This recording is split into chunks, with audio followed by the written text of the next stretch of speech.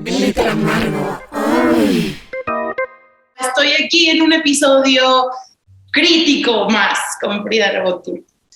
Pues estamos, digo, hoy estoy así con mis orejitas y todo porque ante un tema tan extraño, yo digo, bueno, un poquito de risa y ridiculez porque realmente son temas, pues no sé, ridículos al pensarlo porque estamos hablando de vidas humanas, ¿no? De hambre, escasez y demás.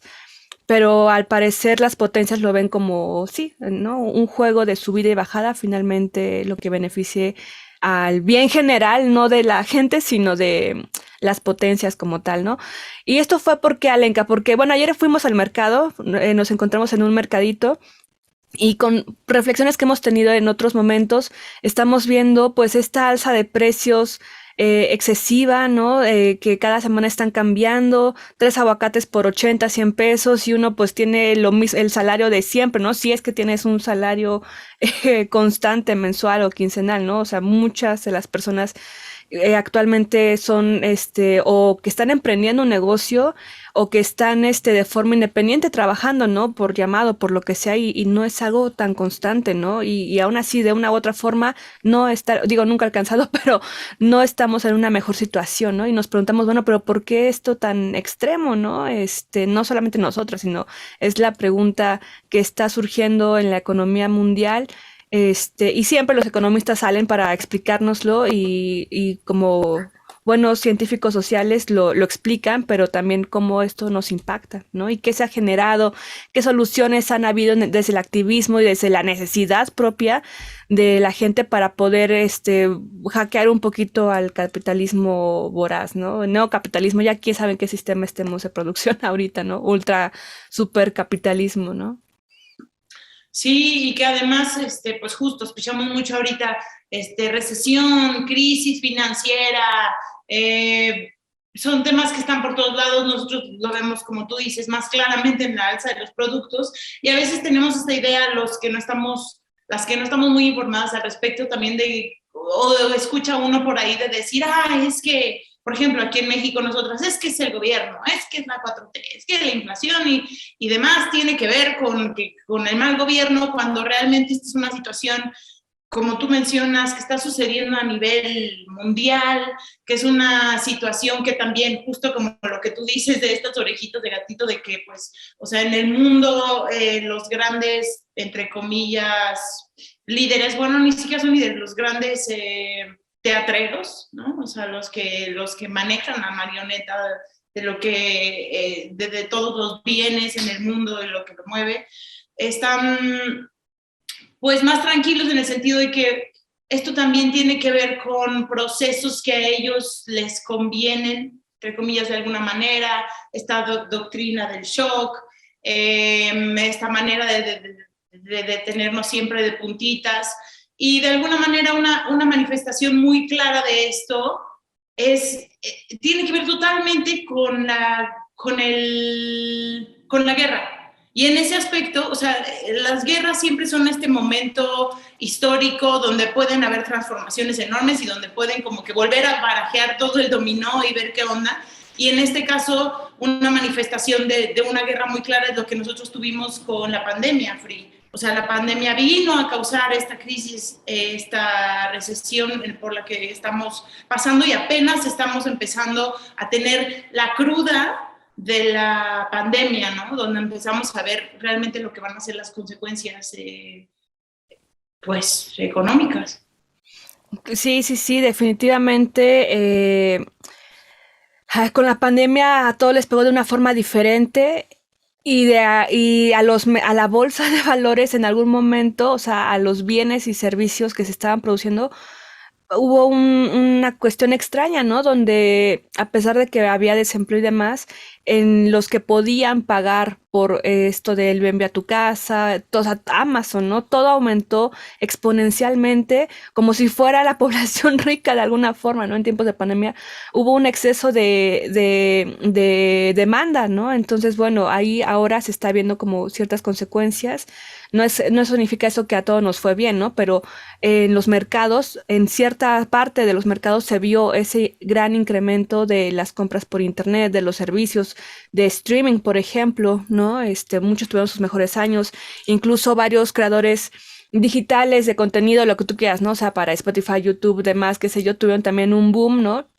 Porque tal vez ahí, no sé, cooptaron cierto mercado y también tuvieron, o sea, ¿por qué? Porque la gente estaba encerrada y al no buscar algo que hacer, digamos, pues lo que veíamos, ¿no? De plantas, qué sé yo, bueno, incluso para las plantas, lo que sea, fue más de compras, ¿no? De compras a domicilio, de comprar, comprar, comprar, comprar, para distraernos de alguna forma, ¿no? Para tampoco exponernos a ir de forma presencial a lugares donde antes comprábamos esas cuestiones. Entonces, bueno, hablaremos más de ello también en un ratito, pero quisiéramos dar un poquito este contexto, digamos, no tan histórico, pero sí al menos del siglo pasado, donde mundialmente se vivió una crisis que impactó a todo el mundo, ¿no? Y es justamente cuando vemos que de acuerdo a los modos de producción que el buen Marx nos dejó en su gran libro del Capital y demás, vemos, y bueno, que mi mamá, por ejemplo, cuando era profesora, bueno, se jubiló de ello, pero cuando estaba activa daba la materia de introducción al trabajo,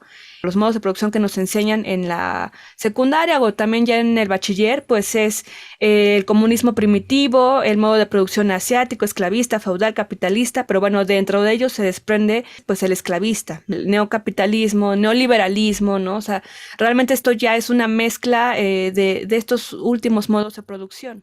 Y yo también leí por ahí que en Estados Unidos en ciertas partes estuvieron dando dinero a las personas, ¿no? O sea, dando dinero a las personas para que tuvieran, pues, con qué gastar y con qué, de alguna manera, mantener la economía. Pero eso no es ahora sí que, no, o sea, todo eso tiene consecuencias y muchas de esas personas que recibieron dinero no lo necesitaban. Entonces empezaron a invertir en la bolsa de valores y entonces cuando hay sobredemanda, entonces, ¿no? O sea, como que todo se desequilibra y ahora pues todo ese dinero que se dio no es como algo que se dio y todo ya. Nada es gratis en esta vida.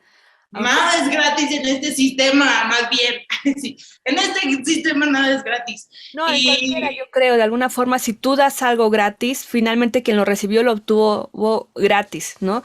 Pero tú que lo diste, a ti te costó, ¿no? O sea, siempre hay energía para empezar, ¿no? O sea, la energía no se muere, se transforma, se modifica, va por aquí por allá. Entonces, si tú regalas esto todos los eventos que vemos que dicen entrada libre, ya sea tu voluntad el donativo, ¿no? O todo lo que es gratuito para la población o para alguien, es ello porque se respalda en algo, ¿no? Se respalda en que salió del impuesto de la gente, ¿no? Para esa sección de cultura, por ejemplo, o viene de que hubo ahí una bolsa o fundaciones que pudieron patrocinar eso, ¿no?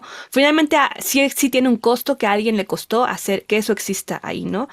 Pero mediante mecanismos haces que la población lo pueda tener gratis, ¿no? Y eso por una cuestión, digamos, de cuando está respaldado, cuando es otras cuestiones ya de mañas y demás, pues bueno, seguramente todo lo gratuito también sale bastante caro, ¿no? O tiene ahí te intercambio un servicio de redes sociales para gratis, como Facebook, qué sé yo, pero tu moneda de pago son tus datos, ¿no? sí, tú lo llevaste a ese ámbito, pero también me hiciste pensar un poquito como en este debate setentero entre capitalismo y comunismo, ¿no? Bueno, no es de los 70s, es de los 50s, pero justamente me gustaría ligarlo ahora que estamos investigando sobre este tema, a mí se me ocurrió investigar un poquito sobre lo que significa la posguerra, justamente porque esta situación de la pandemia nos pone en ese lugar tal cual de como sucede en las guerras, o sea, lo que nosotros vivimos fue una catástrofe tanto humana, en pérdidas de vidas, también en capital, también en falta de recursos, justamente porque todo se tuvo que frenar y sí también hubo una situación donde los grandes contenedores en el mundo de productos y alimentos estuvieron detenidos, no pudieron pasar por los mares o sí viajaron y estuvieron detenidos en aduana sin poder pasar y entonces todo eso afecta de alguna manera, o sea, entre más cueste o menos producto haya, para llegar a cierto lugar. Entre más cueste llevarlo, más caro va a ser. Ya sea alimentos, ya sea computadoras, ya sea todas estas. Ahorita, por ejemplo, cuando estaba investigando, supe que ahorita no hay hay una escasez de microprocesadores, tanto los que se utilizan en los coches como los que se utilizan en celulares, los que se utilizan en las computadoras, y entonces eso lo hace todo mucho más caro. Por ejemplo, vender los autos es más caro ahorita, en general, todo este tipo de artefactos, cachuches tecnológicas. Entonces, lo que estoy tratando de dar a entender de una manera un poco extraña es que quería hablarles un poquito sobre lo que sucede en la posguerra. Esto lo encontré en un texto de Ana Rivera y es de ella se utilizó de referencia el libro de posguerra de Tony Judd.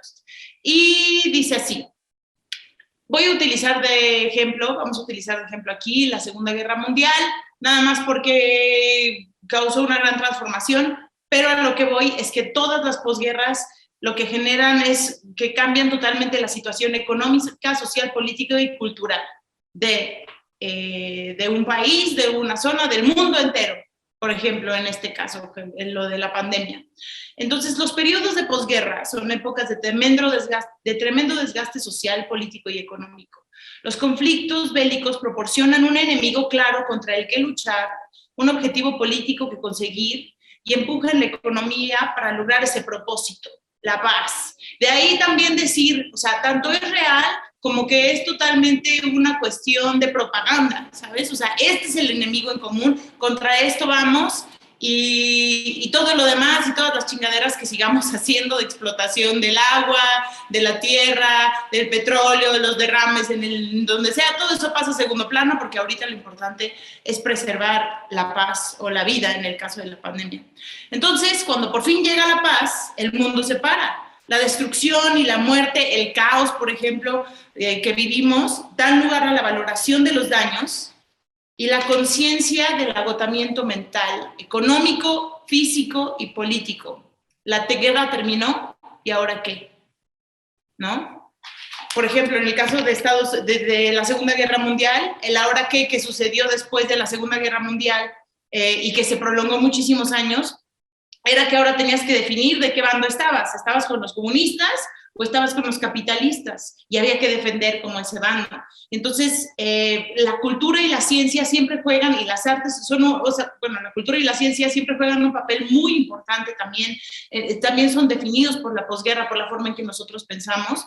Y en ese momento, en esa época, Estados Unidos abrió 5 plantas de Coca-Cola. Solo digo por lo muy simbólico que es este ejemplo. En 5 países europeos diferentes abrió 5 plantas de Coca-Cola y de alguna manera esto causó como en Europa este revuelo de decir, ¡ay, ya llegaron los nacos de los de gringos! O sea, por decirlo de una manera caricaturesca. Y los franceses estaban hasta preocupados de decir, ¿qué sigue? ¿Van a poner un logo de Coca-Cola en la Torre Eiffel? No es posible. Entonces se empezaron a dividir justo en los que iban a estar con los comunistas, los que estaban con los capitalistas, y de ahí nació el Movimiento por la Paz, que era comunista y estaban adscritos a ellos Picasso, Neruda, Sartre, y luego salió el contrabando, que era el Congreso por la Libertad Cultural, donde estaba Bertrand Russell, Steinbeck, Julian Huxley y Margaret Buber Newman. Entonces, pues como que justamente defendiendo cada bando, defendiendo sus intereses, al final totalmente ganó el capitalismo. En Japón también, ¿no? En Japón también había esta idea después de la posguerra de decir, ¿qué pasó? El imperialismo ya cesó, ya no, dejó de existir, el emperador cayó de la gracia justamente de dónde está este representante de Dios con una catástrofe de este tamaño que vivimos, y toda la readaptación que vivió Japón al abrirse al mundo, al abrirse al capitalismo. Había quien defendía lo que había sido antes, la tradición, como Mishima, y había quien estaba muy feliz de que ya existiera este nuevo sistema. Pero veamos también que la posguerra, después de un buen tiempo, en muchos países, no en todos los casos, desemboca en mucho progreso, ¿no? Por parte del sufrimiento. O sea, también hay una oportunidad dentro de la crisis, como veamos cómo es Japón ahora y Estados Unidos como potencia mundial, ¿no? Si ves los procesos históricos, evidentemente podrás ver cómo está funcionando y si finalmente la humanidad, pues sí, también ya nos lo decían, son ciclos, ¿no? Y se repiten de alguna forma, pues con variables, evidentemente no, nada, nunca va a ser igual, pero es por ello que también surgieron las ciencias sociales, porque aunque no puedes hacer pruebas de laboratorio porque son humanas, son personas, puedes ver esos patrones, los puedes analizar, los puedes estudiar y generar teorías económicas, teorías filosóficas, teorías sociológicas, ¿no? Que te están explicando los modos, los mecanismos en que las sociedades van desarrollando, creciendo, y relacionándose. Y eso, pues, está la economía, evidentemente, porque, bueno, en el inicio de los tiempos, pues era el trueque, ¿no? Que ahora también se trata de hacer, pero te digo, finalmente siempre hay un costo, ¿no? Entonces, en esta situación, ante todas estas guerras que tú has mencionado, evidentemente el mundo pensémoslo en una tierra despoblada, ¿no? Si llegan 5 personas a poblarla, todos van a ser amiguitos y demás, ¿no? Pero en un momento, por cuestión de la humanidad, es de aquí, este va a ser mi territorio, ¿no? Para que yo me pueda relajar, para que yo pueda estar de alguna forma tranquilo y no pegado a ti, ¿no? O pensando que puedo llegar a picarte ahí el ombligo cuando tú estás descansando, ¿no? Entonces se crea la propiedad privada, ¿no? Y en ese sentido, eventualmente me gusta más cómo crece el jardín del otro, ¿no? Entonces digo, oye, dime consejos para que también me crezca aquí, ¿no? Ah, pues yo te vendo este fertilizante. Y el otro como que ya le dio envidia y entonces mejor llega y mata eso para que ahora sea su tierra, ¿no? Entonces la humanidad ha sido así, ¿no? Peleas por territorio, por poder, por no poder convivir entre personas, ¿no? Mucha sangre. Entonces, justamente, cada persona, cada comunidad, en este sentido, cada región, pues tiene su mentalidad, sus tradiciones, su historia, ¿no? O sea, en Rusia estaban los zares. Tú me comentabas ayer, pues en el mundo oriental, pues las dinastías. En México, bueno, ahora se conoce como México, pero lo que era, toda esta región prehispánica, pues teníamos también ay, se me fue ahorita, ¿tú tienes el nombre? ¿Tlatoani? Exacto, a los tlatoanis, ¿no? En fin, tenemos y toda nuestra cosmovisión, todo lo que se cree, ¿no? En las sociedades. Digo, y con ese tiempo, cuando ves que se empieza a hacer la ruta de la seda, ¿no? Lo que implicó, pues, que justamente todos los mercados del mundo, en esta zona de Europa, pero sobre todo hacia Europa, más o menos, que fue la ruta de la seda, hubiera un mercado internacional de comercio, de transacciones, y eso que te genera apertura de mercados, evidentemente. Entonces, eso siempre pasa en algún momento. En algún momento, todas las naciones tienen sus propios mecanismos, bueno, no naciones, los estados y demás, países, regiones, por así decirlo. La geopolítica es muy cambiante. En algún momento el capitalismo empezó a crecer, ¿no? Y muchas naciones decían, bueno, nosotros tenemos nuestra actividad, nuestra moneda, nuestra economía, pero de repente también se empiezan a abrir. O sea, ¿qué pasa ahorita, no? Con con Corea del Norte y Corea del Sur también están divididos. El mundo que se abrió al mercado, al capitalismo y aparte que está en una cuestión pues de su líder, ¿no? Entonces, bueno, ahí se divide esas opiniones también. En Rusia, ¿no? También sucedió la perestroika. Fue en 1985, donde Gorbachev, bueno, generó esta política para abrir el mercado. Entonces, bueno, ahí tenemos varias películas, hay que hablar de Lenin y demás, ¿no? Y se recuerda eso, ¿no? En estas películas vemos cómo la gente estaba acostumbrada a sus tradiciones y de alguna forma ante la apertura eran felices porque decían, bueno, ahora tenemos un McDonald's, ¿no? Y tú ves videos en YouTube de la gente deseando la hamburguesa del mundo, ¿no? Y del McDonald's que llegó a Rusia. Entonces, esto ha pasado, ¿no? También tengo yo amigas rumanas donde me comentan que en sus países, por ejemplo en Rumania, también hubo la llegada de el comunismo, ¿no? Y el comunismo acabó con estas personas que tenían, bueno, lo sabemos, la nobleza siempre se ha hecho de tierras por casi no hacer nada, más bien por los títulos nobiliarios, pero hay personas que de alguna forma tenían sus terrenos y demás por un trabajo propio, ¿no? En este caso, por ejemplo, con esta amiga pasó esa situación. Su familia era muy rica de por allá, también como por muchos años y demás de tradición. Llegó el comunismo, les captó sus casas y las repartió en cuartos para que todos, quién sabe quién, extraños, tuvieran vivienda ahí adentro, ¿no? Entonces estas personas que vivieron ese ataque directamente y que, bueno, varios se fueron de refugiados, ella vino con su familia también aquí a México justamente por esa situación, pues encuentran ese terror ante el comunismo, ¿no? Ante ese comunismo particularmente llevado de esa forma, porque también el socialismo y el comunismo a la fecha no hemos tenido ejemplos de esta utopía que imaginaba Marx, justamente, ¿no? Que tú lo lees y dices, oh, esto suena súper bien, pero en la práctica pasa que cuando alguien quiere instaurar un sistema comunista o socialista, ves que también tiene costos que tal vez no permiten un crecimiento más amplio, ¿no? A todos todos tienen vestimenta, comida y demás, pero de una forma escasa, ¿no? Paupérrima. Entonces, es extraño, ¿no? Y casi siempre está el liderado, ahora sí que por el líder sindical prácticamente, ¿no? O sea, un líder ahí que está, y tú ves, ¿no? O sea, no puedes, están súper controlados porque tú hablas algo mal como periodista extranjero y también te desaparecen. Entonces, está muy cañón porque de alguna forma ves cómo la humanidad, el pensamiento de la humanidad, aunque sea algo propuesto de una forma mejor, al menos para tener igualdad, finalmente pasa algo que el poder te enferma la mente y entonces otra vez lo controlas para mal, ¿no? Pero también el capitalismo no es que haya sido una solución, ¿no? Y por eso esta guerra que tú mencionabas, y a la fecha sigue, ¿no? Tú ves a personas y siempre te dicen, ay, maldito socialista, eres comunista, ¿por qué eres así, no? En la película de Medianoche en París, ¿no? Vemos esta cita también de Woody Allen, donde el el esposo de la chica, bueno, el que va a ser futuro esposo es escritor y le gusta discutir con el suegro porque el suegro, bueno, esta familia como cualquier persona de, no eran clase media, sino era, sí, creo que eran alta, no sé, eh, están de vacaciones en París, entonces dice, a mí me gusta discutir con tu papá porque es bueno tener puntos de vista diferentes y demás, ¿no? Bueno, pues como que no tienen ese pensamiento. Si tú empiezas a tener pensamientos de que apoyas a que tengan un mejor salario justo y cuestiones las personas que trabajan en casa, en hoteles y demás, la gente que paga esos servicios es como, es que eres comunista, ¿no? ¿Por qué siempre estás al lado de los que trabajan, del servicio, ¿no? O sea, ¿qué onda, no? Y él decía, es una charla, es una discusión.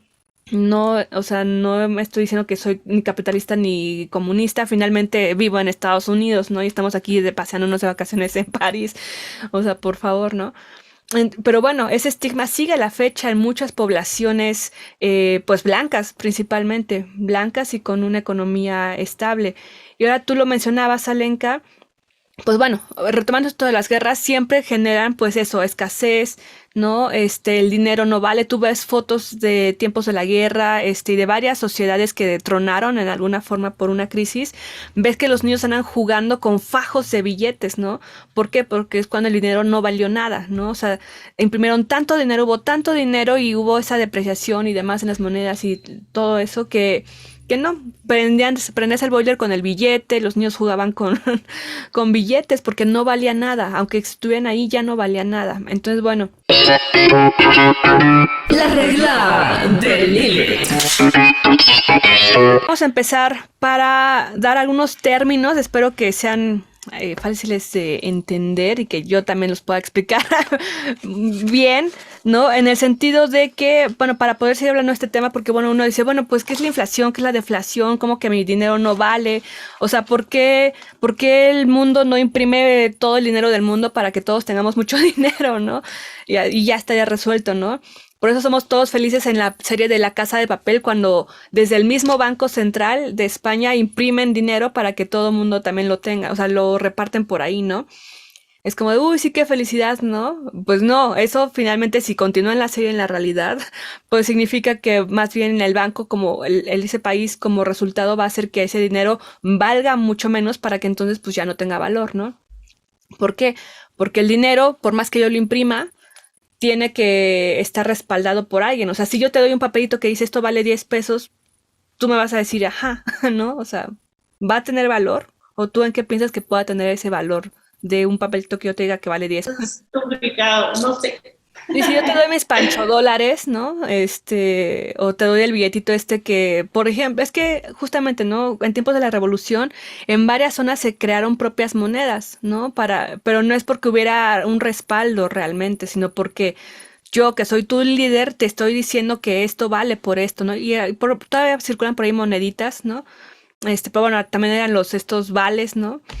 como de esto vale por 1 kilo de arroz, ¿no? Entonces tú ibas a la tienda de raya, por ejemplo, y lo dabas y te lo canjeaba, ¿no? Porque ya hay como un mecanismo cerrado para que lo que te paguen ahí Pues mismo lo invirtieras, ¿no? acuérdate que en el episodio de sustentabilidad y comunidad, que les recomendamos que lo vean, que está aquí en la primera temporada, hablábamos de eso, de los lugares que en la pandemia hicieron su propia moneda, ¿no? Justamente, y qué es lo que le daba valor. Literalmente esto va a sonar muy poético, pero yo creo que tenía que ver pues el hecho de confiar en el otro, saber que es por el bien de tu comunidad, ¿no? O sea, de que lo que vuelve a tener importancia en estos momentos es lo más básico, es el alimento y es el combustible. Sí, que hay un acuerdo, ¿no? Hay un acuerdo en el cual, si yo te digo, Alenka, yo te doy este vale por 50 pesos, no vas a ir al banco y lo vas a canjear, tal vez, ¿no? Pero contigo vale por 50 pesos. Y cuando tú me lo pongas, yo voy a tener que comprar algo que valga, o darte algo que valga 50 pesos, ¿no? Eso es un acuerdo entre, y que podría ser casi como trueque.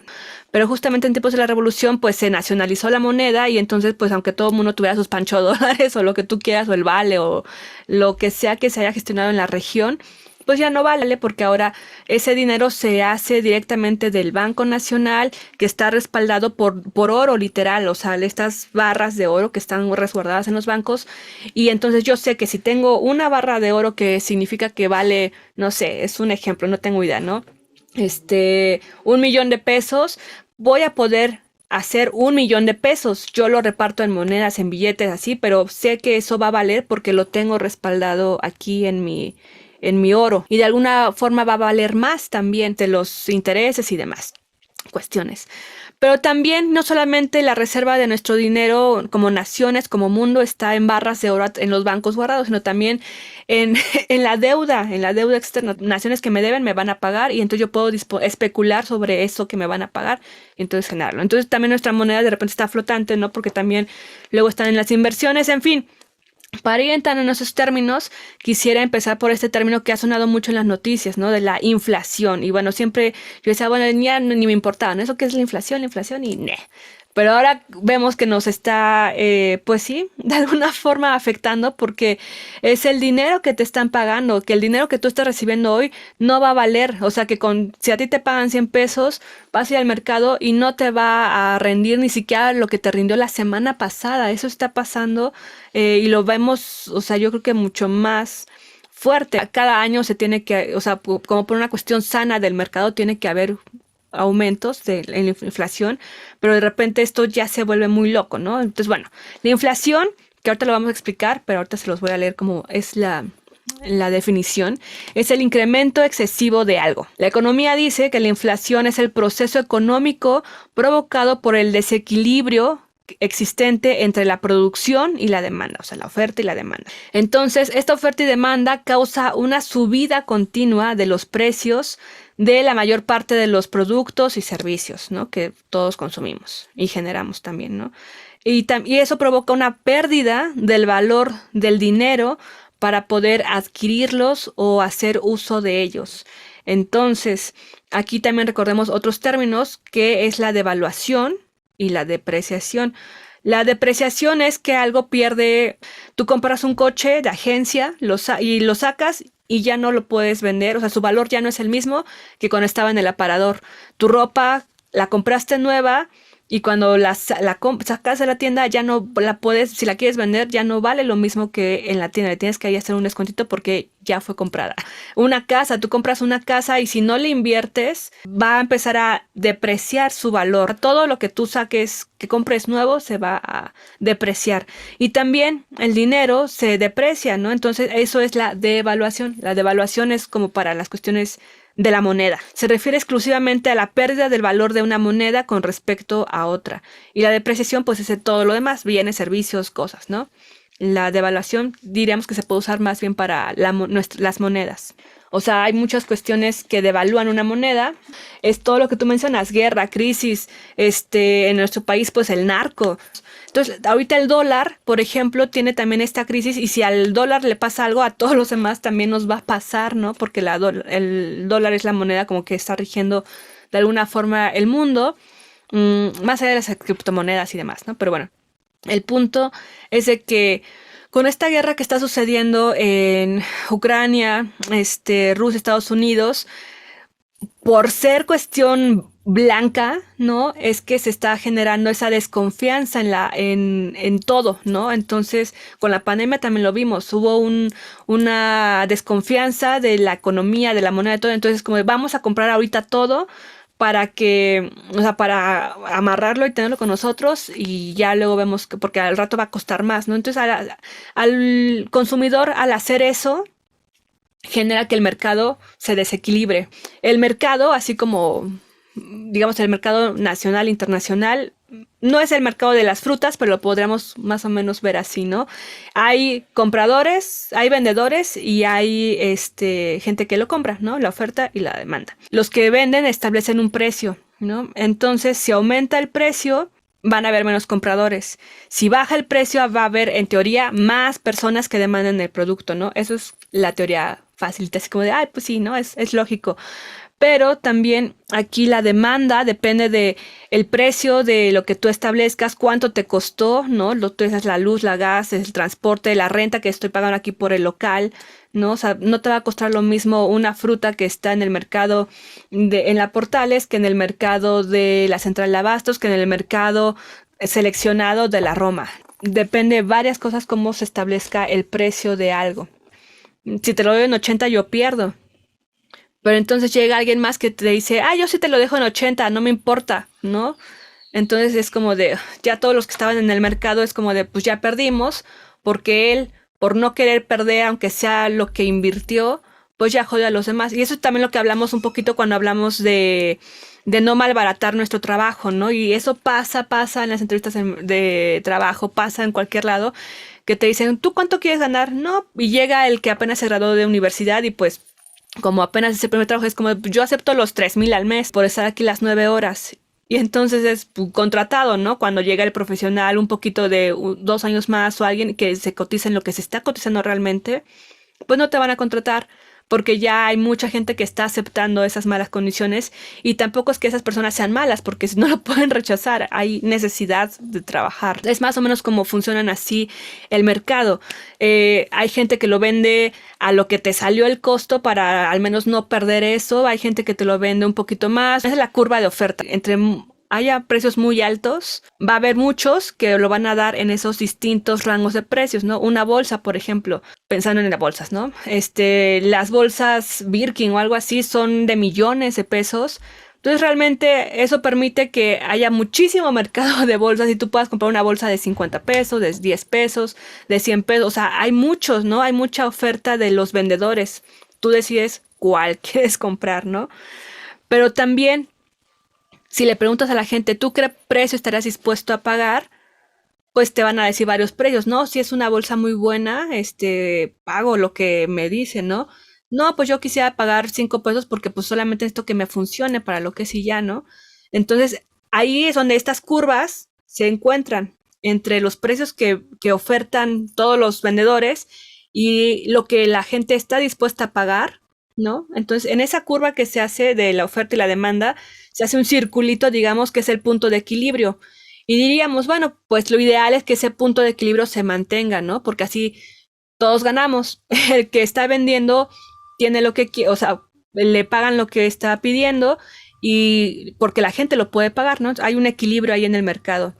Pero pues bueno, como somos humanos, esto no puede suceder porque hay muchas variables, ¿no? De repente sube la gasolina y entonces si a mí me costaba 100 pesos traer mis aguacates para acá, pues no te lo puedo dejar en lo que te lo estaba dando, ¿no? Porque a mí también ya me salió más caro, si no, no me sale. Entonces empieza a subir esos precios y entonces también la gente me dice, oye, y la oferta, en esto que son bienes básicos, ¿no? La canasta básica, porque si son bolsas, pues nadie va a decir, ay, pues no, quédate con tu bolsa, ¿no?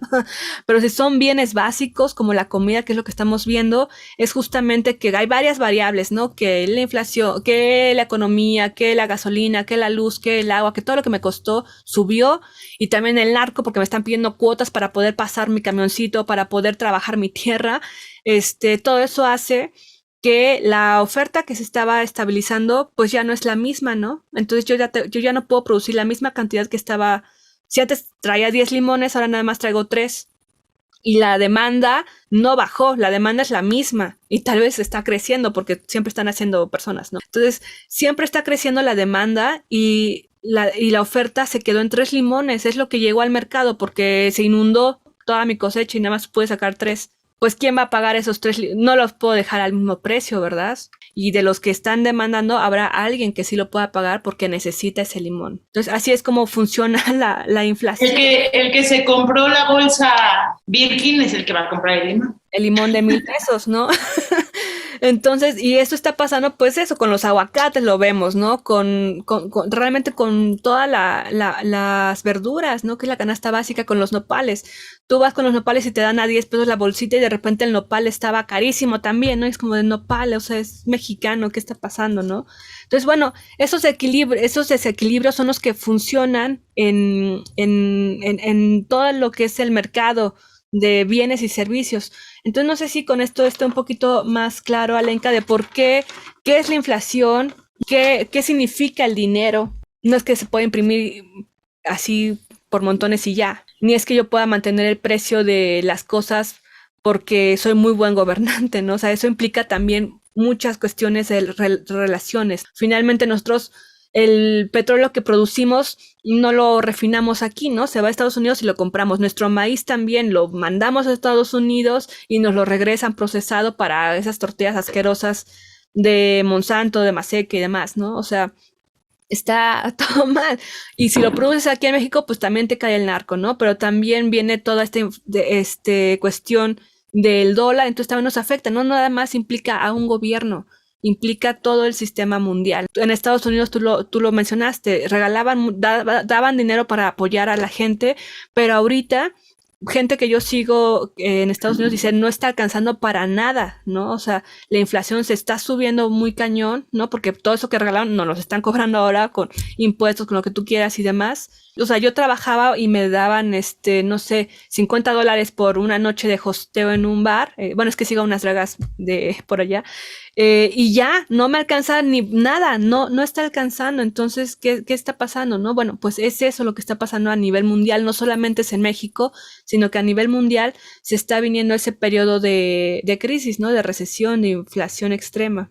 O sea, y de alguna forma todos estos términos pues están relacionados porque es producto de que existimos, ¿no? En este sistema de la oferta y la demanda. En cambio, la deflación, por ejemplo, es lo contrario a la inflación. Eso también nos ha pasado.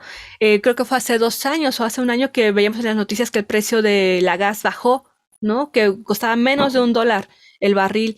Entonces eso fue como de qué está pasando, ¿no? Por eso también la deflación uno diría, no, pues es mejor que la deflación exista, pero también la deflación significa que el dinero se mantiene constante en la población, o sea, está circulando, se está gestionando bien, pero los productos y bienes están en exceso, entonces todos tenemos todo, entonces eso genera desempleo. Se me están quedando mis productos, se me están quedando mis bienes porque ya nadie los necesita porque ya lo compraron por montones. Entonces la deflación tampoco, ni la inflación ni la deflación en exceso es buena, ¿no? Tiene que haber un equilibrio. Y eso es en lo que se trabaja, ¿no? Que haya un equilibrio, pero las variables son tantas, desde lo meteorológico hasta lo social y político, que muy pocas veces el mercado se mantiene estable. Y se me hace muy curioso pensar en todas esas cosas. Creo que fue muy padre lo que dijiste, creo que fue muy claro cómo lo explicaste. Y se me hace, o sea, cuando escucho hablar de esto y que si esto y las bolsas y el no sé qué, no puedo evitar pensar en lo que yo ya sé que es mi sello de decir todos los programas, de que se aproxima una crisis climática muy cabrona. De hecho, al estar investigando el episodio también vi que el director de pagos internacional dijo que se aproxima un cisne verde, que es una crisis climática que va a ser mucho más dura que la del coronavirus. Y es como lo que yo siempre tengo, esta onda como apocalíptica de lo que viene. Entonces estamos preocupados por estas cosas por este lado, cuando lo que viene de 10 años de preocupaciones por el abasto de agua, que además es algo que se está privatizando en este momento, como además también el hecho de que, o sea, de los alimentos, o sea, el problema del desabasto de alimentos que va a haber, o sea, vamos a volver, ahora sí que en unos años tenemos todas estas preocupaciones virtuales, y físicas de consumidor, de consumistas, de capitalistas, y en poco tiempo todo eso va a volver a ser, las preocupaciones van a volver a ser, o sea, va a haber migraciones también masivas, muchos vamos a ser migrantes por esta cuestión de migración forzada por también el cambio climático. Y claro, no lo quiero decir de una manera totalmente negativa, o sea, pensemos que todavía hay ciertas cosas que se pueden hacer, también tomemos en cuenta y tenemos un episodio al respecto sobre cambio climático con una invitada muy chingona, Paulina, y que les recomiendo que lo vean para indagar como más profundamente en esto. No es responsabilidad nuestra en la mayor parte, o sea, son los grandes corporativos los que están contaminando más el mundo, pero hablando de las cosas que se pueden hacer y hablando de las cosas que también afectan en gran parte los alimentos, el desperdicio de alimentos alimenta el cambio climático y reducir el gasto de comida está en el tercer lugar de las acciones con más impacto, ojo, para nosotras las personas normales y también los comercios que solo están antes de esa acción, el menor manejo de refrigerantes y más uso de energía eólica en tierra. Entonces, justamente el desperdicio de alimentos es algo que no tenemos mucha conciencia de ello, pero es súper importante, Pri, que empecemos a tener esta conversación y hablar de ello, porque una tercera parte de la comida en el mundo se desperdicia. Otros datos que tengo por acá es que en el 2019 hubo 931 millones de toneladas de alimentos desperdiciados, o sea, el 17% de la producción total de alimentos mundial. Son, digamos que para tenerlo en un número, de una forma más entendible y digerible para todos nosotros, visual son 23 millones de camiones de 40 toneladas cargados hasta el tope de comida que darían en fila 7 vueltas a la Tierra. Por ejemplo, otro dato muy curioso es que el desperdicio es muy parecido en países pobres que en países ricos. O sea, uno pensaría, sí, Estados Unidos debe ser el número 1. No, o sea, en Nigeria es de los países donde más comida se tira, 189 kilos por persona. En Estados Unidos, 59 kilos por persona de alimentos al año. ¿Por qué dirías, por qué es tan importante lo de la cadena de alimentos y nada más hay este desperdicio? Pues porque no tomamos en cuenta todo lo que requiere que un alimento llegue, desde la tierra donde se cultiva, los terrenos, que a veces son clave para el hábitat natural de la región donde esos alimentos se cultivan, pensemos en una verdura, o sea, también, o sea, la carne es un tema parecido, aún más contaminante, pero totalmente sí, o sea, por ejemplo, pensemos en una zanahoria. Entonces, los fertilizantes también, esa contaminación, pensemos en el proceso de empaque, en el almacenamiento que requiere, que generalmente es a bajas temperaturas, el transporte, o sea, todo el proceso de contaminación que hay es enorme para que llegue a tu casa. Y resulta ser que las personas que más contaminan, el 61% del desperdicio viene de los hogares, el 26% viene del rubro de servicio de alimentos, que son restaurantes, hoteles, escuelas, universidades, y el 13% viene del comercio, o sea, de los supermercados. Y yo quería darles algunos puntos que nos abran los ojos y que tal vez puedan evitar que tengamos este tipo de desperdicio. Uno, el hecho de que confiamos más en las etiquetas que nuestros propios sentidos. O sea, vemos que algo dice, bueno, hasta tal día, ¿no? Una verdura, hasta carne a veces, o sea, bueno, hasta tal momento, y damos por hecho que después de ese día ya es así, de que imposible de comer y ya lo tiras cuando el alimento todavía está bien. Sí, creo que esto es más una cuestión, no sé, de Estados Unidos. Yo lo he visto por los programas que he visto de Estados Unidos, ¿no? Donde ven, esto ya caduca mañana, guácala, adiós, ¿no? Y no hay un reciclaje tampoco, ¿no? Como que todo lo aventan al mismo bote. Es increíble, ¿no? Justamente como decía Agnes Barda en su película de Los espigadores y la espigadora, que se les recomiendo que la vean, está en Movie, también hay varios fragmentos en YouTube. Dice, ante un mundo de excesos, ¿por qué está mal visto el expulgar, el recolectar, ¿no? Cuando hay tanto desperdicio y todo está bien. Entonces, bueno, ahí hace entrevistas y demás. Y es justamente eso, Alenka.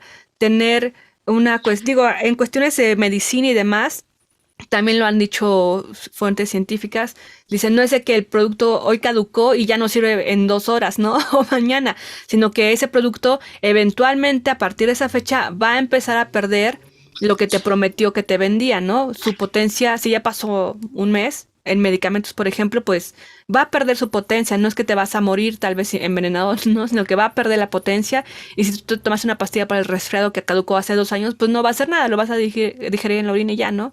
En los alimentos es diferente porque ahí sí lo podemos ver, ¿no? Tú puedes oler, sentir, ver, ¿no? Ese alimento. Bueno, eso pensando que tenemos también a disposición todos nuestros sentidos, ¿no? Definitivamente hay personas que no los pueden tener, pero algo, o sea, confiar en lo que tú mencionas, en lo instintivo también, en el sentido común, de si un producto ya caducó o no caducó, ¿no? O sea, huélelo, ¿no? Digo, ahora con el COVID en varios hemos perdido el olfato también, y eso también genera en nuestro consumo, ¿no? De estar comiendo cosas que definitivamente ya estaban echadas a perder, ¿no? Porque tú no viste el yogurt y tampoco viste la fecha, te lo comes y dices, esto ya estaba cortado. Otro punto es que tiramos demasiada comida y no vemos nuestro desperdicio. El 76% de las personas creemos que tiramos menos comida que los demás. Entonces, ese es un punto también, Pri. Si haces composta, no te importa tanto si tiras comida. Como que la idea de que, es que voy a hacer composta te hace pensar como que no hay tanto problema con el desperdicio, como con el desperdicio. Y puede que termines desperdiciando nada más porque dices que va a ir a la composta. Comida para llevar.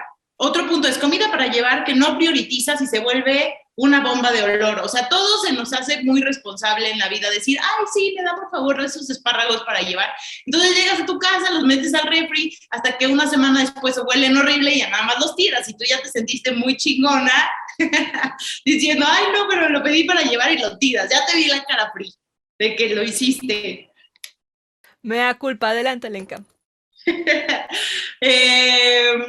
No conocemos bien los alimentos y tiramos partes comestibles. Hay personas que es así como de, no, es que yo siempre le corto a la zanahoria esa colita, esos pelitos que tiene porque no sé si hace daño comérselos, o ves una pera o algo que tiene una parte negra, un plátano, y crees que eso ya no se puede comer. O sea, no sabemos los alimentos hasta qué punto se pueden comer. Hay alimentos que entre más negritos, hay frutas que entre más oscuras también tienen más sabor y no están echados a perder.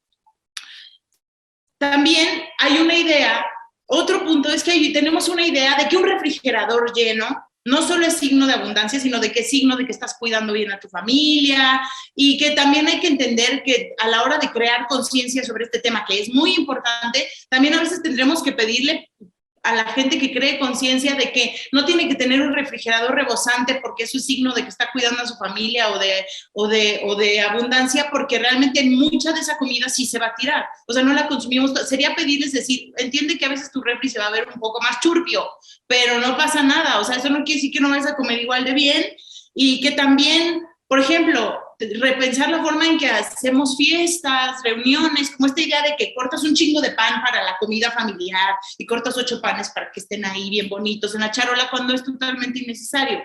Otra cosa es que los hoteles gastan mucho. Pide menos en los hoteles, o sea, tanto en la comida como en las toallas reutilizables. También podemos comprar, también dice que compramos de forma aspiracional. Yo pienso que es como que queremos comprar de una forma muy estética, como que vemos el capitalismo, pues, ¿no? A aspirar a comprar.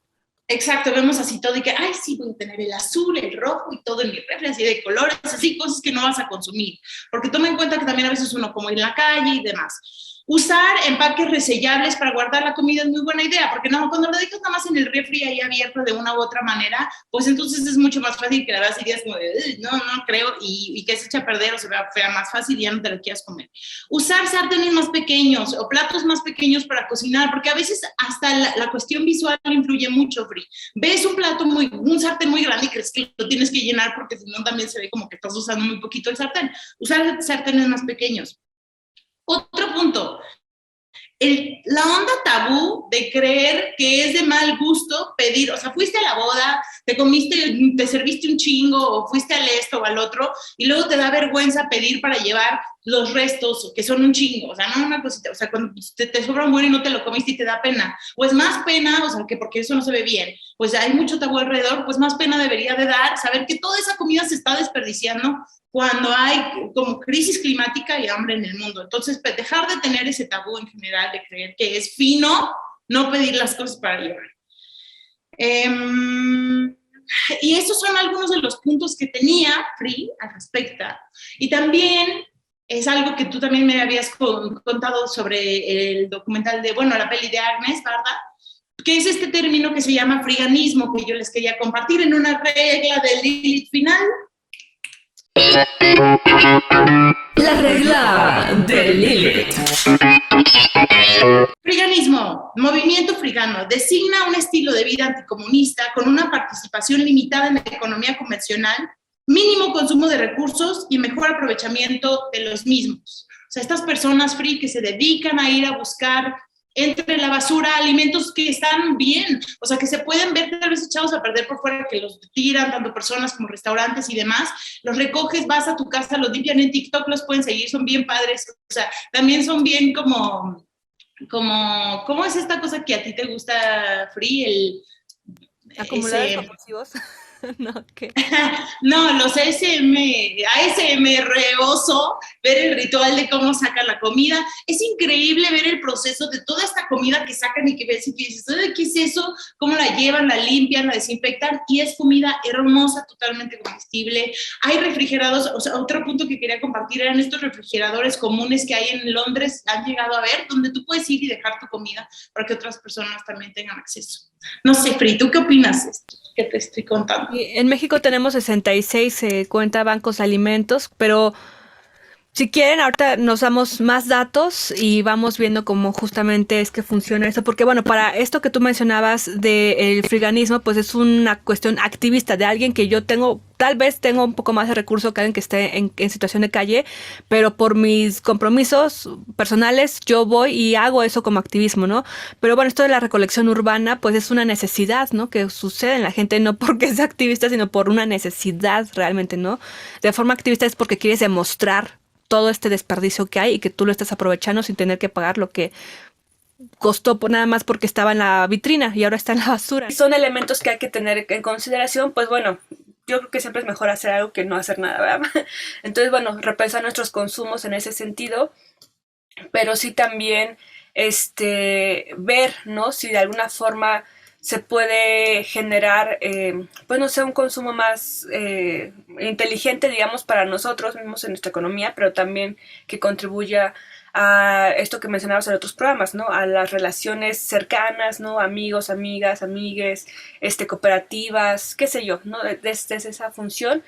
Y también recordar, por ejemplo, esto que nos mencionabas del friganismo, que bueno, en inglés le dicen dumpsters dive, ¿no? Que es como esto de recolección o estar ahí, ¿no? Aquí estaba viendo un artículo en Vice donde dan unos datos duros muy importantes. Quiero iniciar con uno de ellos. Bueno, esto fue investigado por Sara del Moral y dice, bueno, lo sabemos, vivimos en una paradoja que, como lo planteaba Agnes Barda y lo hemos visto en estos tiempos, es una paradoja que hay tanta comida que se desperdicia y la gente, sin embargo, muere de inanición todos los días de nuestra vida, ¿no? Con los datos dice, el planeta produce alimento suficiente para 12,000 millones de personas y solo somos 9 millones, o sea, casi 8, perdón, de habitantes. Sin embargo, cada 5 segundos una persona muere de hambre, desnutrición y sus enfermedades derivadas. Por otro lado, el 39% de los adultos en el mundo sufren de algún tipo de obesidad, según la OMS. Entonces, son unas contradicciones bastante extremas, pues justamente porque no está la repartición de los recursos adecuada y esto está, como lo veíamos con los mercados, desequilibrado, ¿no? No hay realmente pues una cuestión que busque equilibrar eso.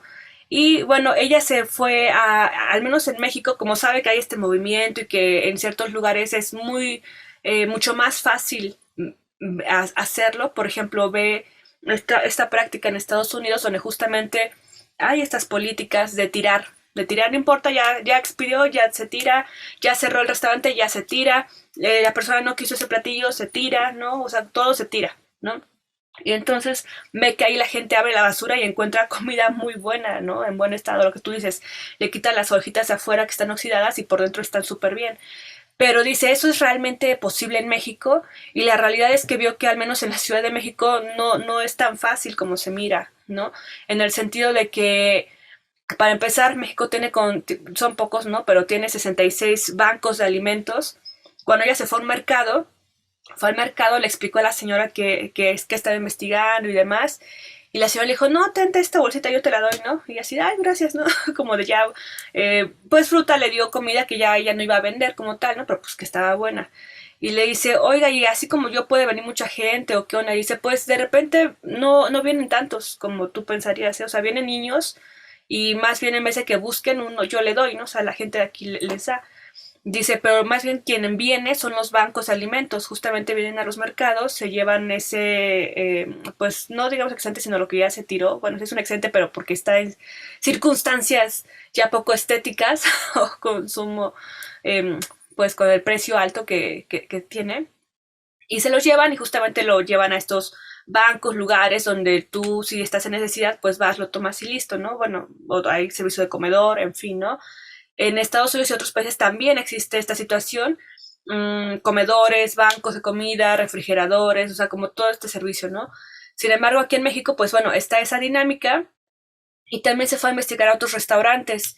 En uno, por ejemplo, y esto también ya depende mucho de la ética, ¿no? De las personas. Pero, por ejemplo, yo viendo programas de cocina con chefs y de concurso y esas cuestiones, veía que parte importante del pensamiento de un chef, de una chefa también, es no generar desperdicio, ¿no? O sea, reducir la merma a lo más que puedas, ¿no? Porque en su sentido valoran lo que es la comida, la producción de la comida.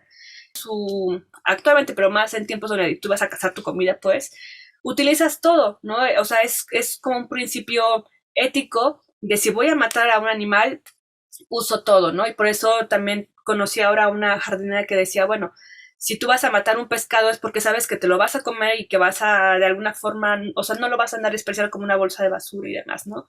Que es un poco la mentalidad en general que se tiene actualmente, como de, bueno, pues ya no me lo comí, ahí se tira, ¿no? Ahí se echa a perder. Entonces, bueno, con los chefs hacen eso, ¿no? Todo, la grasa, los huesos, la piel, los cabellos, todo, todo se consume de alguna forma, ¿no? Ese es un ejemplo.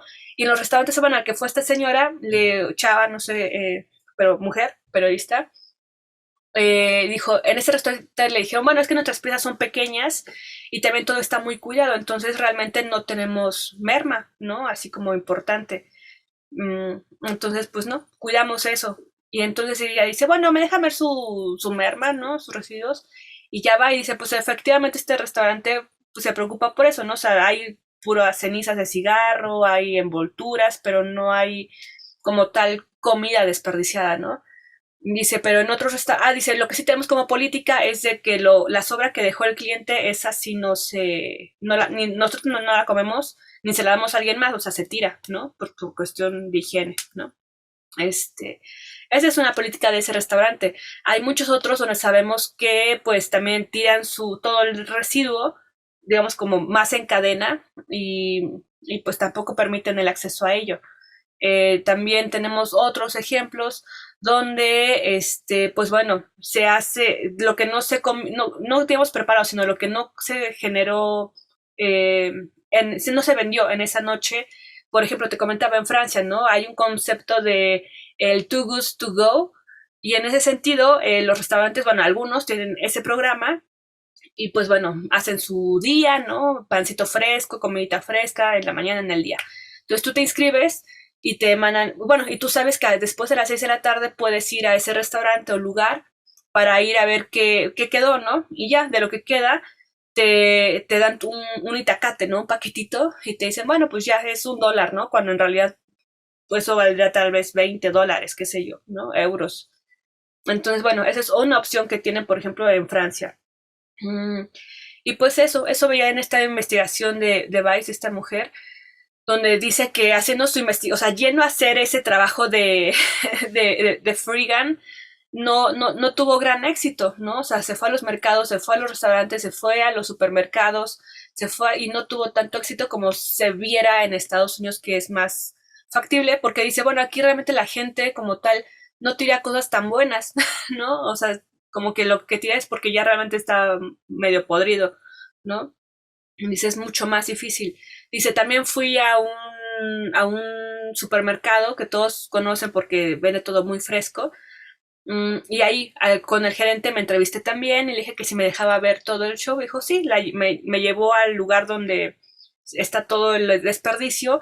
Y estas sí son cantidades groseras, ¿no? Donde dice que termina, o sea, cada semana gastan miles de pesos en comprar fruta a los proveedores, que de esos miles de pesos en fruta tiran como 15,000 pesos a la semana de comida, ¿no? Porque ya no está bonita para vender en el display, en el aparador.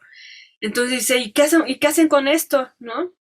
Dice, pues no, nadie puede venir a tomarlo, ¿no? Entonces puedes ver, pero no te lo puedes llevar, ¿no? O sea, si no, como que pues ahí te caemos nosotros. Entonces ella dice, bueno, qué impresión, ¿no? Y esto justamente también se ve en el documental película de Agnes Barda, donde se ve todo el proceso, ¿no? O sea, son cultivos de papas y esas papas pasan por filtros aesthetic para que no pasen, si mide más de 8 centímetros, si no tiene cierta figura particular, el supermercado no lo compra, ni los mercados de la calle, ¿no? No lo compran. ¿Por qué? Porque la gente ya le gusta comprar ese tipo de papa. Entonces van a un lugar, a un terreno muy lejano y ahí tiran así toneladas de papas, toneladas de papas. Y dice Agnes, bueno, ¿y ahora qué hacemos aquí, no? Y no pasa mucho tiempo en que llega mucha gente.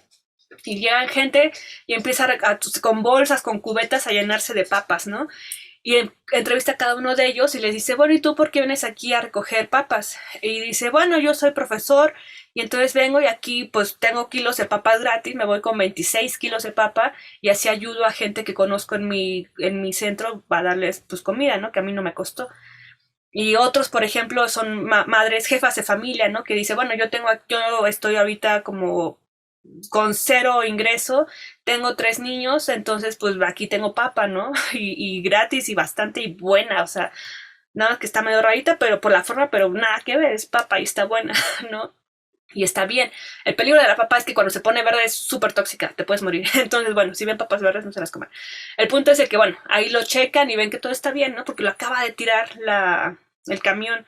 Entonces, bueno, otros pues realmente por una necesidad muy grande, pero finalmente es gente de varias clases sociales que en general, digamos, no son súper ricos, ¿no? Pero son de media a baja, que van sin problema alguno y se llevan esas papas, ¿no? Mm, eso también, eso con las papas, ¿no? Y de ahí se vuelve el emblema de Agnes Barda de la papa en forma de corazón, porque ella encontró una papa en forma de corazón y dice, este es como mi símbolo, ¿no? Y entonces, bueno, de ahí la gente ya, la que empatizó con esta película, pues eso, va en busca de sus frutos en forma de corazoncito y le mandan fotos, qué sé yo, ¿no? El punto es de que, bueno, eso pasa también con las zanahorias, es todo un tema, ¿no? Al supermercado las zanahorias que conocemos están casi siempre muy perfectas porque es lo que se compra en los supermercados para que la gente lo compre, ¿no? Que porque si ve una papa deforme, zanahorias deformes como que tampoco les gustan, ¿no? Entonces hacen un proceso también de limarlas para que queden en esa formita, ¿no? También las zanahorias baby, todo eso le quitan eso, lo tiran para que quede perfecto para tu bocadito. Entonces, pues bueno, lo que nos da la naturaleza de parte de la tierra, bueno, y también lo que crece como colgando, tiene formas muy diversas. Pero lamentablemente todo eso se tira, se desecha porque no es estético y por lo tanto no es llamativo a la venta. Y uno sin saberlo, ¿no? O sea, hace muchos años yo decía, bueno, las papas son así. Y cuando veo cómo son las papas, tiempo después digo, ¿qué onda, no? Porque, o sea, uno consume lo que te muestran porque es lo que ves, pero si mucha gente supiera eso, yo creo que no le importaría si la papa tiene forma de 5 ojos, qué sé yo, ¿no? Sí, de hecho, o sea, creo que los alimentos realmente naturales, orgánicos, ya me caga esa palabra, pero tienen otra forma, o sea, son mucho más mutantes realmente de los que te venden. Las manzanas, como las vemos también, están enceradas, Free, o sea, tienen cera para que se vean de esa forma brillante y tú las quieras comprar. O sea, realmente en el fondo, todo lo que veas que está muy perfecto es algo ya totalmente tocado. O sea, ahora sí que es algo totalmente monsanteado, o sea, es algo que no te conviene comer. Realmente yo, algo que me pasa mucho es que ahora cuando veo, o sea, pues sí, trato de no comprar mis frutas y mis verduras en el súper, sino que voy al tianguis y últimamente por una amiga Vera, saludos a Vera, voy a la Merced, Karen también va a la Merced, Karen también, van a la Merced a comprar sus cosas, además de que es mucho más barato, estás comprando sin esos intermediarios terribles y cosas mucho más frescas y mucho más directas de quien las produce. Entonces, pues yo si veo algo muy perfecto, no confío, ¿sabes? O sea, yo prefiero mil veces cuando veo las manzanas todas así como raritas o pequeñitas, las cosas que son muy grandes y perfectas, free y todo, a todos que nos escuchen, no son tan chidas. Quiere decir que están tocadas y no, o sea, yo nunca me voy por ese consumo, o sea, no me gusta justamente. Además, regresando un poco a lo que decías de estos lugares que desperdician toda esta comida y la que nosotros hacemos, realmente la comida que se está echando a perder y la comida que está podrida suelta gases que son sumamente tóxicos para también, o sea, que contribuyen al cambio climático, ¿no? A la crisis climática que estamos teniendo. Entonces eso también es una realidad. Y hace rato estabas hablando como de esta cuestión del buen gusto, de por qué ciertas cosas no las hacemos por buen gusto, porque son de mal gusto, y les hablaba de también pedir la comida para llevar y de hacer esto, lo otro. Realmente estaba pensando mientras lo decía, que el buen gusto es enemigo de la libertad del individuo y es enemigo de la humanidad en general, o sea, y de la vida en el planeta. O sea, el buen gusto lo único que hace es que es una manera de controlar a las personas para que no se quieran salir en una caja. Y puedo dar ejemplos en cualquier rubro de la vida, tanto el buen gusto justamente de que te hace querer contaminar más, ¿no? Por decir, ay, no es que este va mal gusto, o el buen gusto de sentir que eres más chingón porque compras algo que está hecho por las manos de alguien a mano explotado en otro lado. Lo que tú mencionabas, de comprar la ropa de segunda mano como si fuera de mal gusto, comprar la ropa de segunda mano, cuando realmente también es un acto de conciencia de la sobreproducción. O sea, ya la idea que tenemos también de sustentable, ya lo hablábamos, sustentable, lo decía Paulina en el episodio de cambio climático, no es una buena palabra. Sustentable quiere decir, pues, que se pueda seguir sosteniendo el nivel de explotación que tenemos con todos los recursos y con los demás seres humanos hasta eso en la Tierra. Eso, sustentable no es una buena palabra. Entonces, se ve también, por ejemplo, el buen gusto de decir, ay, no, pues es que si está muy caro, si me subieron el precio de eso o me lo dan más caro, no pregunto cuánto cuesta, no pido que me pesen mi kilo porque porque se ve como, ay, eres pobre, ay, no lo puedes, ay, se ve mal que lo pregunte, se ve mal que reclame por qué me cobraron 5 pesos más o cosas así, cuando todo lo contrario, o sea, no solo lo haces por ti, sino haces un bien general. Lo llevo a otro aspecto, los bancos, llegar a cualquier servicio y no quejarte porque se ve mal, es lo que permite que cada vez tengamos menos derechos de reclamar cualquier cosa a la hora de consumir, Free. Entonces, el buen gusto es enemigo de todo en general y si tenemos esta idea de buen gusto, hay que deshacernos de ella por el bien del planeta, por el bien de nosotros y por nuestra libertad, para no sentirnos así, por todos, desarmistas, ay sí, no. Yo también pienso eso, Alenka. Pero sí, definitivamente, no sé, es algo que... Bueno, de hecho esta película de Agnès tiene la parte 2 que es donde justamente se vio todo el movimiento mundial que la gente, que despertó en la gente, que se empatizó, ¿no? Y le mandan cartas, le mandan fotos, le invitan a que conozcan sus colecciones de lo que sea que recolecten, ¿no? De como de hurgar y demás, ¿no? Entonces, bueno, es muy bella, yo les recomiendo las dos partes, pero te deja ese sentimiento con lo que tú mencionas, ¿no? O sea, finalmente la cuestión es tener nuestras necesidades cubiertas, una cuestión, o sea, no importa de cómo, o sea, si está bonita, si está fea, ¿no? Y si es gratis, pues qué mejor, ¿no? Pero también todo esto, si te das cuenta, existe porque el sistema está así. Si el sistema se regulara como tú y yo alucinábamos ayer en el mercado, de alguna forma también ya no existiría eso, ¿no? Por ejemplo, o sea, no habría necesidad incluso, ¿no? Pero bueno, son utopías. Creo que en esta cuestión, pues, es pensar, si estás en un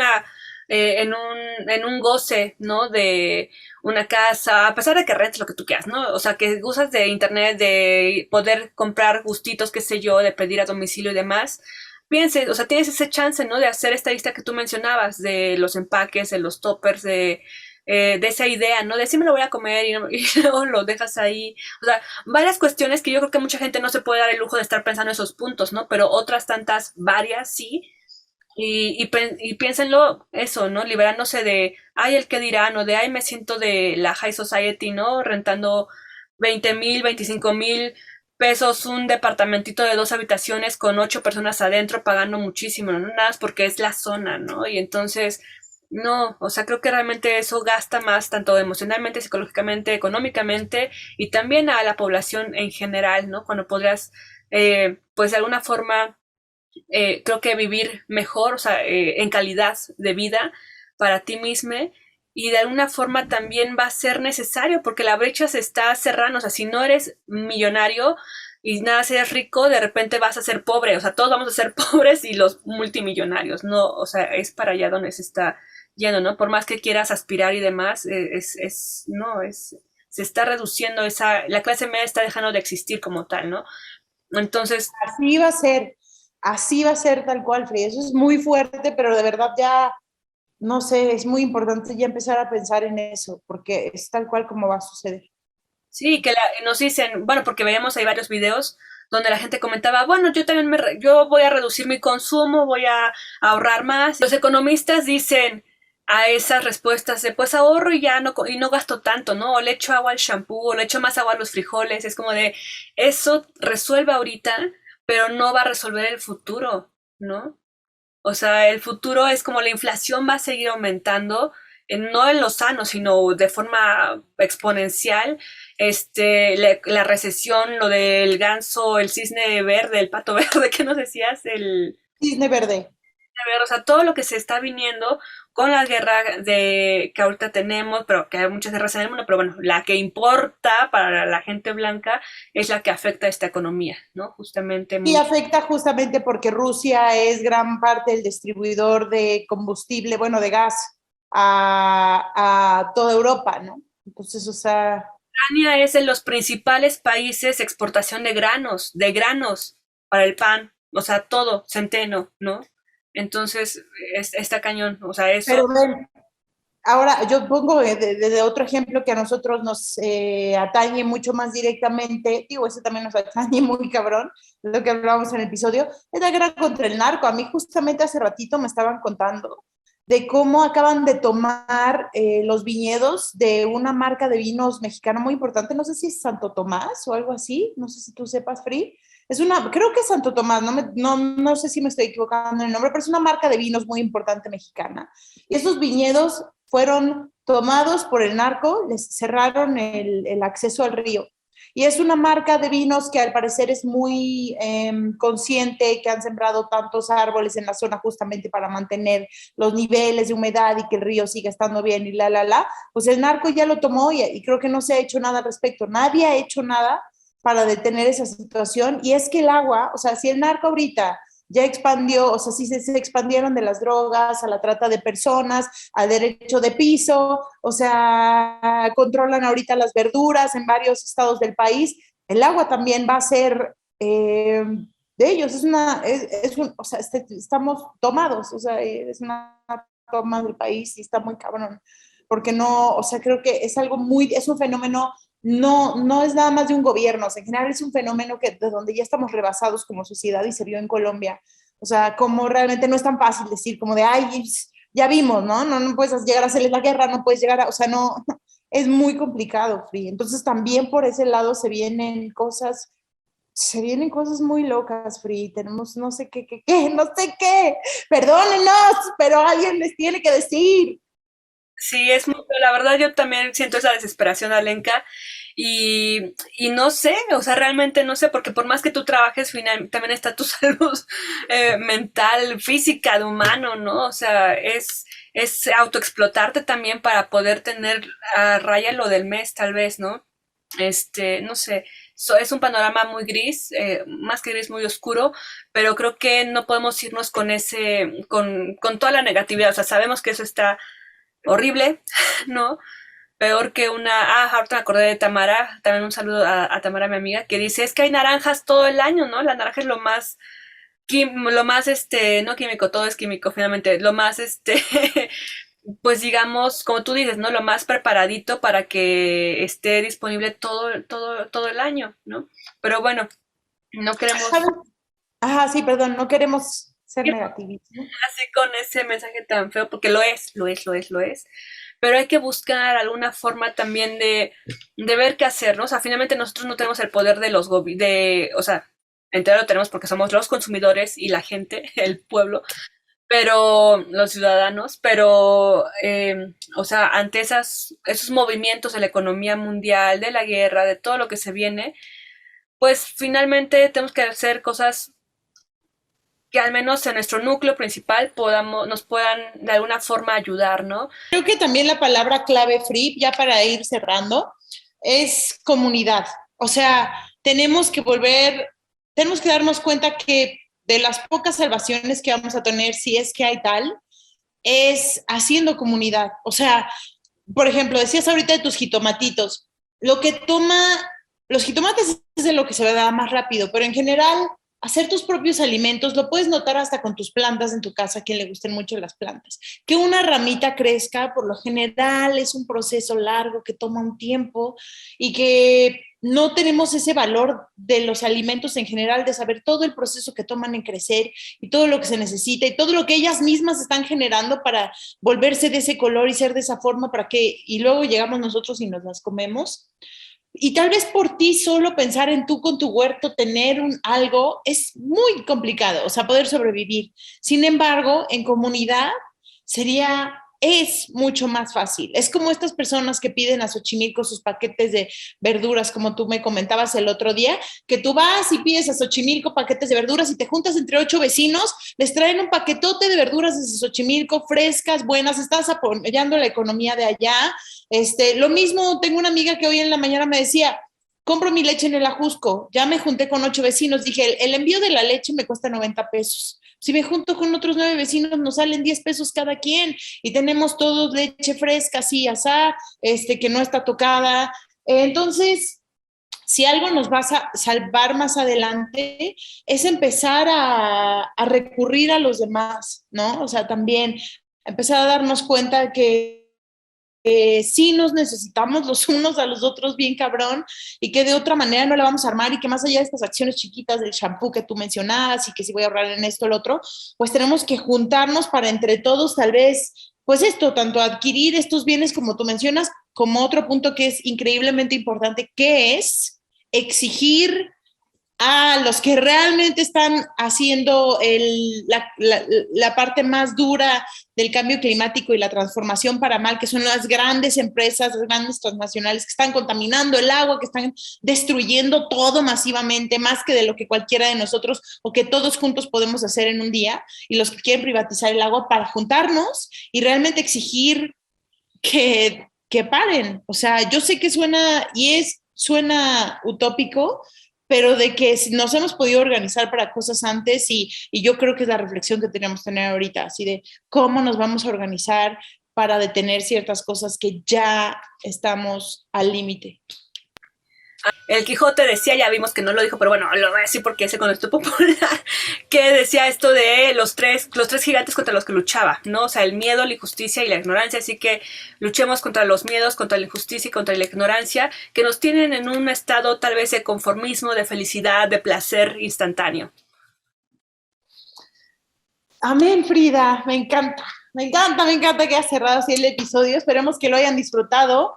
Un episodio donde una vez más nos prolongamos para tocar todos los puntos y las áreas, y esperemos que lo hayan disfrutado.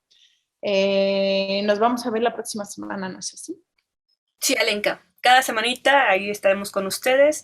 Y escríbanos, nos encanta escuchar, leerles y ver que andan por ahí reportándose. Un saludote. Sí, esto fue Glitter Amargo, adiós. Glitter Amargo.